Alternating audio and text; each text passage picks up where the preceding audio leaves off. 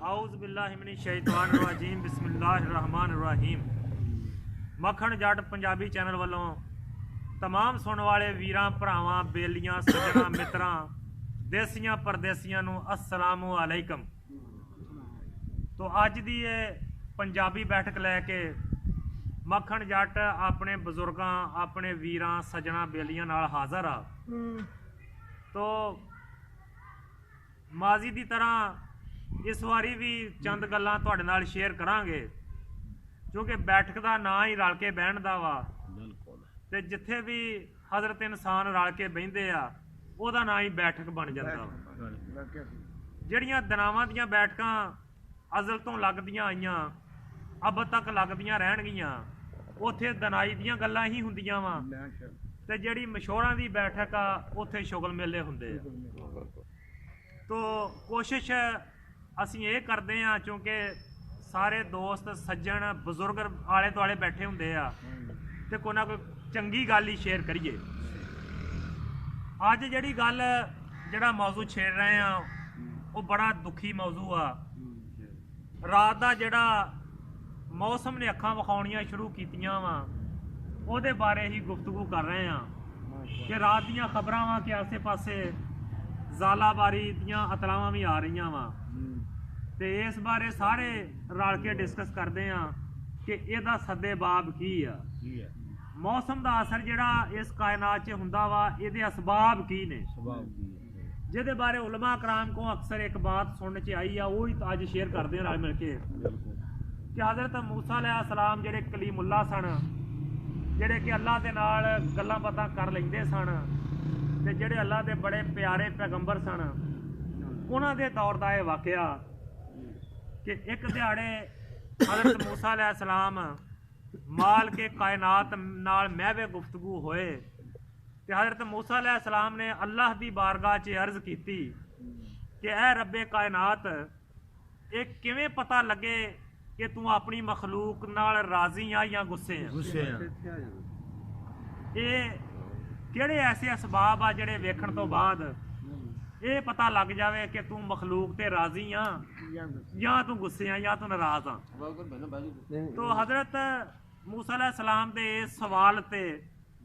अल्लाह तबारक व तआला ने जो फरमाया वो अज साडे वास्ते बड़ी काबिले गौर बात आ। अल्लाह दी ज़ात ने आख्या कि अगर मैं अपनी मखलूक ते राजी होवां ते ओहदियां तीन निशानियां वा जिहड़ियां मैं जिन्हां दा मैं ज़हूर करदा वां, जिहड़ियां मैं ज़ाहर करदा वां। पहली निशानी ये आ कि जदों मैं मखलूक ते राजी हुन्ना वां ते मैं बारिशां मौसमी बरसाना वां जिहदे नाल रहमत हुंदी आ। यानी कि जदों फसल नूं पानी दी लोड़ होवे मैं उदों बारिश पाना वां, जदों फसल पक्की होवे जदों फसल नूं पानी दी लोड़ ना होवे उदों मैं बारिश रोक लेना। ते जदों तुहाडियां मौसम दे मुताबिक बारिशां होण ते समझ लिओ मैं तुहाडे ते राजी हाँ और तुहाडे अमल जिहड़े तुसीं करदे हो इस काबल आ कि मैं राजी हो जाऊं। दूसरी मेरी निशानी ये आ कि अपने मुल्क दा सरबराह वेख लिया जे,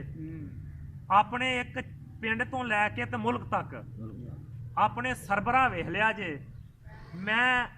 जदों राजी होवां जिहड़ी सरबराही आ वो मुनसिफ ते आदल लोगां नूं दिन्ना वा। हुक्मरान वो लियाउणा वा जिहड़े अदल करन वाले होण, जिहड़े इंसाफ करन वाले होण, जिहड़े मजलूम दे नाल खड़े होण वाले होण ते जालिम दा गिरेबान फड़न वाले होण। जे ते बादशाही आदल ते ईमानदार लोगां दे हत्थ च आ, अहल लोगां दे हत्थ च आ ते समझ लिओ मैं मखलूक ते राजी। ते तीसरी जिहड़ी अल्लाह दी ज़ात ने निशानी फरमाई वो ये आ कि जदों मैं राजी होवां उदों मैं माल सखियां दे हत्थ च दे देना। मैं माल उदों दौलत सखियां दे हत्थ च दे देना वा। वो बखील नहीं हुंदे, हाँ वो अगर लोड़ पवे ते खजानियां दे मूँह खोल दिंदे आ। अगर उन्हां दे दर ते कोई जरूरतमंद आवे बखीली नहीं करते, पैसे नप नप के नहीं रखते, गिन गिन के गंढा बन के नहीं रखते। जिस तरह अल्लाह तबारक व तआला ने जिहड़े लोग पैसिਆਂ नूं हमेशा गिन गिन के रखी जाते आ उन्हां ते लानत फरमाई। अल्लाह दी हदीस और कुरान चो साबित आ ਜਿਹੜੇ ਲੋਕ ਮਜ਼ਲੂਮ ਦੀ ਮਦਦ ਨਹੀਂ ਕਰਦੇ ਜ਼ਰੂਰਤਮੰਦ ਦੀ ਮਦਦ ਨਹੀਂ ਕਰਦੇ ਜਿੱਥੇ ਪੈਸੇ ਖਰਚਣੇ ਹੋਣ ਵੀ ਨਹੀਂ ਖਰਚ ਕਰਦੇ ਅੱਲਾਹ ਦੀ ਜ਼ਾਤ ਨੇ ਉਹਨਾਂ ਤੇ ਲਾਨਤ ਫਰਮਾਈ ਆ ਭਾਵੇਂ ਮਾਲਦਾਰ ਕਿਉਂ ਨਾ ਹੋਣ ਤੇ ਅੱਲਾਹ ਦੀ ਜ਼ਾਤ ਨੇ ਆਖਿਆ ਜਦੋਂ ਤੁਸੀਂ ਇਹ ਤਿੰਨ ਨਿਸ਼ਾਨੀਆਂ ਸਮਝੋ ਜ਼ਾਹਰ ਹੋ ਜਾਣ ਮੇਰੀਆਂ ਤੇ ਸਮਝ ਲਿਓ ਮੈਂ ਰਾਜ਼ੀ ਆ ਤੇ ਜਦੋਂ ਇਹਦੇ ਉਲਟ ਹੋਵੇ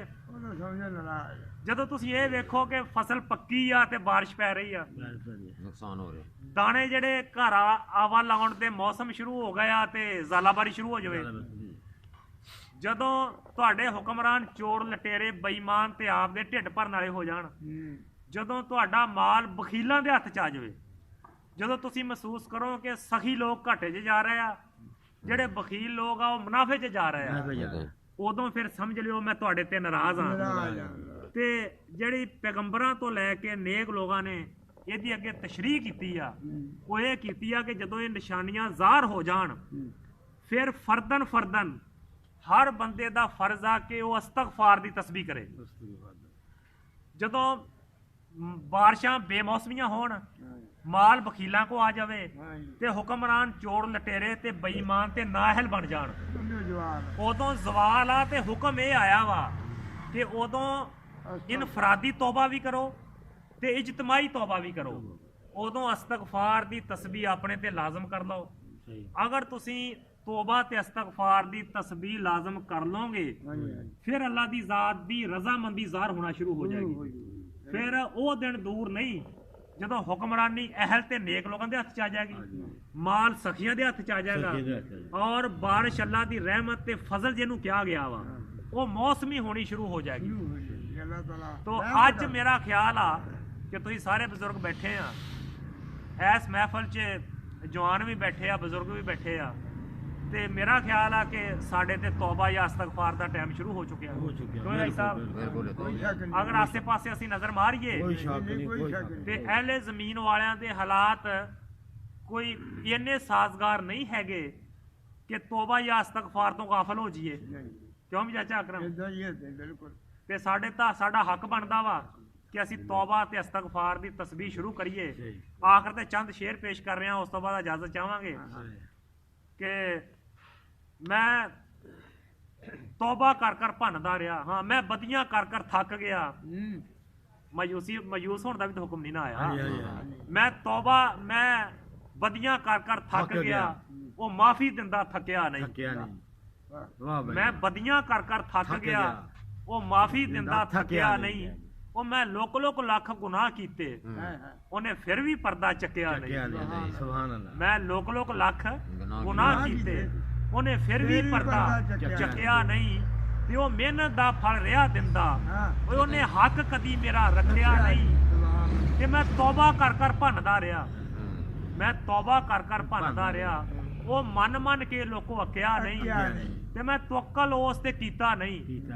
ਮੈਂ ਤਵੱਕਲ ਉਸ ਤੇ ਕੀਤਾ ਨਹੀਂ ਉਹਨੇ ਫਿਰ ਵੀ ਰਿਜ਼ਕ ਨੂੰ ਡੱਕਿਆ ਨਹੀਂ ਤੇ ਉਹ ਮਿਹਨਤ ਦਾ ਫਲ ਰਿਹਾ ਦਿੰਦਾ ਉਹ ਮਿਹਨਤ ਦਾ ਫਲ ਰਿਹਾ ਦਿੰਦਾ ਉਹਨੇ ਹੱਕ ਕਦੀ ਮੇਰਾ ਰੱਖਿਆ ਨਹੀਂ ਤੇ ਉਹ ਮੇਰੇ ਦਿਲ ਵਿੱਚ ਵਸਦਾ ਵਾ ਉਹ ਮੈਂ ਫੇਰ ਉਹਨੂੰ ਲੱਭ ਸਕਿਆ ਨਹੀਂ ਉਹ ਮੇਰੇ ਦਿਲ ਵਿੱਚ ਵਸਦਾ ਵਾ ਮੈਂ ਫੇਰ ਉਹਨੂੰ ਲੱਭ ਸਕਿਆ ਨਹੀਂ ਤੇ ਮੱਖਣ ਜੱਟ ਬਰਾਈਆਂ 'ਚ ਗਰਕ ਰਿਹਾ ਇਹਨੇ ਦੋਜ਼ਖ ਦੀ ਅੱਗ ਵੱਲ ਤੱਕਿਆ ਨਹੀਂ ਮੈਂ ਬਦੀਆਂ ਕਰ ਥੱਕ ਗਿਆ ਉਹ ਮਾਫੀ ਦਿੰਦਾ ਥੱਕਿਆ ਨਹੀਂ ਤੇ ਉਹ ਐਸੀ ਜ਼ਾਤ ਕਰੀਮ ਜ਼ਾਤ ਆ ਜਿਹੜੀ ਹਰ ਵੇਲੇ ਇੰਤਜ਼ਾਰ 'ਚ ਬੈਠੀ ਆ ਆਓ ਰਲ ਕੇ ਜਿੱਥੋਂ ਤੱਕ ਆਵਾਜ਼ ਜਾਂਦੀ ਆ ਅੱਲਾਹ ਦੀ ਬਾਰਗਾਹ 'ਚ ਤੌਬਾ ਕਰੀਏ ਇਸਤਗਫਾਰ ਕਰੀਏ ਔਰ ਇਜਤਮਾਈ ਤੌਬਾ ਕਰੀਏ ਤਾਂ ਕਿ ਸਾਡੇ ਹਾਲਾਤ ਬਦਲ ਜਾਣ ਬਾਤ ਚੰਗੀ ਲੱਗੀ ਹੋਵੇ ਮੱਖਣ ਜੱਟ ਪੰਜਾਬੀ ਚੈਨਲ ਸਬਸਕ੍ਰਾਈਬ ਸ਼ੇਅਰ ਤੇ ਲਾਈਕ ਕਰਿਆ ਜੇ ਆਉਣ ਵਾਲੀ ਵੀਡੀਓ ਤੱਕ ਇਜਾਜ਼ਤ ਚਾਹਾਂਗਾ ਅੱਲਾਹ ਹਾਫਿਜ਼ ਅਸਲਾਮ ਵਾਲੇਕੁਮ